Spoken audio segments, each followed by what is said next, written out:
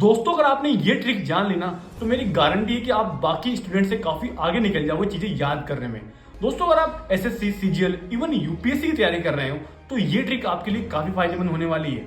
दरअसल दोस्तों जो स्टूडेंट्स होते हैं उनको सबसे ज्यादा तकलीफ होती है जो नंबर्स को याद करने में, चाहे वो डेट ऑफ बर्थ हो, चाहे वो जो आर्टिकल्स हो गए, चाहे अनुसूचियां हो गई, इनको याद करने में।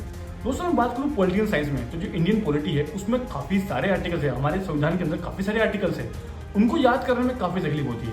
तो मैं आपको आज एक ट्रिक बताने वाला हूँ जिससे आपको ये चीजें आसानी से याद हो जाएगी। दरअसल दोस्तों होता क्या है, हमारे माइंड में जो पिक्चर्स होते हैं वो जल्दी सेव होती है और लॉन्ग टर्म तक होती है, इसी कारण हमें नंबर याद नहीं होते। तो दोस्तों इस टेक्निक में आपको करना क्या है, जो नंबर से उसको एक सेंटेंस में बदलना है और उसको हमें याद करना है। जैसे दोस्तों मैं बात करूँ आर्टिकल 143 की। आर्टिकल 143 कहता है कि भाई जो हमारे राष्ट्रपति हैं उनको सर्वोच्च न्यायालय के जो न्यायाधीश हैं, मुख्य न्यायाधीश है, उनसे परामर्श लेने का अधिकार है।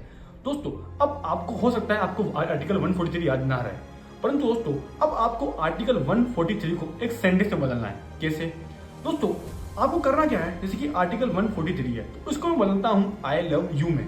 जैसे कि दोस्तों अब ये आई लव यू में कैसे, दोस्तों जो मेरे सेंटेंस है उसके आप अल्फाबेट देखिए। जैसे कि आई में कितने अल्फाबेट है, 1, लव में कितने हैं, 4, यू में कितने हैं, 3। दोस्तों अब आई लव यू यानी कि 1, 4, 3। दोस्तों अब ये आई लव यू मुझे हमेशा याद रहेगा, भले ही मैं आर्टिकल 143 भूल जाऊँ, परंतु मुझे आई लव यू हमेशा याद रहेगा कि भाई राष्ट्रपति ने मुख्य न्यायाधीश को आई लव यू कहा था, जिससे उससे परामर्श मिला। दोस्तों ऐसे आपको याद करना है और मेरी गारंटी है आप इसे कभी नहीं भूलने वाली।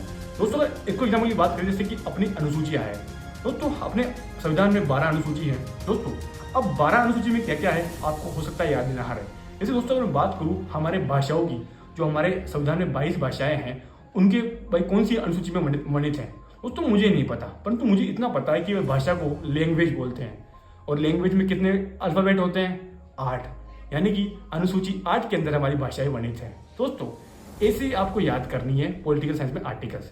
दोस्तों अगर आपको वीडियो अच्छी लगी हो तो लाइक और सब्सक्राइब जरूर करना।